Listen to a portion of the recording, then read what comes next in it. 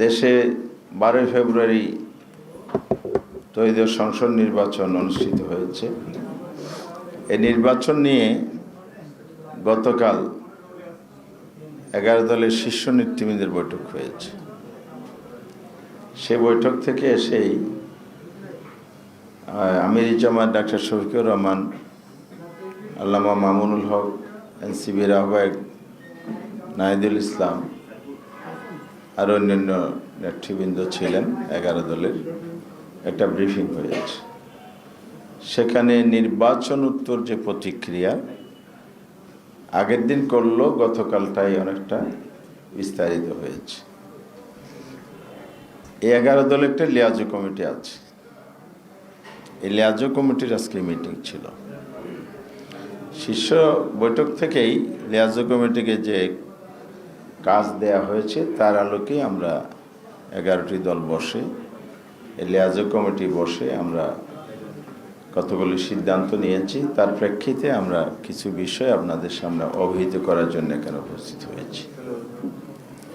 Number 1 হচ্ছে, মিডিয়ার ভাইরা আমাদেরকে মাঝে মধ্যে ফোন করে জানতে চান আপনারা নির্বাচনে ঐক্য করেছেন, নির্বাচন শেষ হয়ে গেল, তাহলে কি 11 দল আছে, ঐক্য আছে?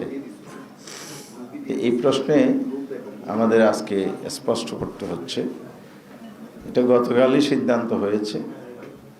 আমাদের 11 দলীয় নির্বাচনী ঐক্য ছিল। এটা 11 দলীয় ঐক্য হিসাবে সংসদের বাহিরে ভূমিকা পালন করবে, এই সিদ্ধান্ত হয়েছে। অর্থাৎ আমাদের পার্লামেন্টের রোল আমরা যৌথভাবে করব, যেহেতু আমরা যৌথভাবে ইলেকশন করেছি। দেশের সামগ্রিক রাজনৈতিক প্রেক্ষাপটে যখন যে ভূমিকা রাখা উচিত, দেশের স্বার্থে, জনস্বার্থে, জাতির স্বার্থে, আমরা সে ভূমিকা একসাথেই পালন করব, এই সিদ্ধান্ত হয়েছে। নাম্বার 2, আপনারা সবাই জানেন এই নির্বাচনে নানা অনিয়মের অভিযোগ আছে। এই নির্বাচনের ইলেকশন ইঞ্জিনিয়ারিং প্রশ্ন উঠেছে। এই নির্বাচনে ফলাফল কারচুপির কথা উঠেছে, যেগুলো ডকুমেন্টারি অনেক কিছু প্রুফ হচ্ছে। সেখানে আমরা লিগ্যাল প্রসেস প্রক্রিয়া অবলম্বন করব।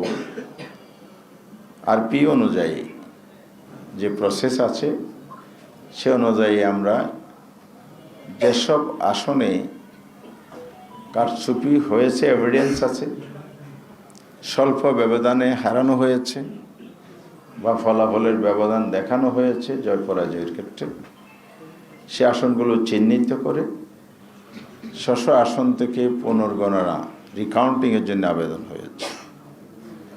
সেখানে আমরা বলেছিলাম গেজেট প্রকাশের পূর্বে সে আসনগুলোর আবেদন গ্রহণ করে ফলাফল স্থগিত রেখে গণনার ব্যবস্থা করা হোক। ইলেকশন কমিশন যেটা করেছে, 12 তারিখ ইলেকশন হয়ে গেল, 13 তারিখ গভীর রাতে গেজেট প্রকাশ করা হয়েছে, একেবারে তড়িঘড়ি করে, যে কারণে অনেকে আবেদন করার সুযোগ পেয়েছে, অনেকে পান নাই। কারণ নির্বাচনী মাঠ থেকে ঢাকায় এসে এটা করতে হয়েছে। অ্যাসিস্ট্যান্ট রিটার্নিং অফিসার কাছে তারা গিয়েছিলেন, কিন্তু তারা এটা ইসিতে করার জন্য পরামর্শ দেয়া, সেখান থেকে ফিরে এসে অনেকে আজকে গিয়েছিলেন, কিন্তু সেখানে এগুলো অ্যাকসেপ্ট করে নাই। গেজেট প্রকাশ হয়ে গেছে এই মর্মে একটি জবাব দিয়েছেন। তাহলে যারা সুযোগটা পেলেন না, তাহলে তারা তাদের অধিকার বঞ্চিত হয়েছেন। যদি তড়িঘড়ি না করে স্বাভাবিক প্রক্রিয়ায় হতো, তাহলে এই অভিযোগগুলো আইন অনুযায়ী সাবমিট করার সুযোগ ছিল।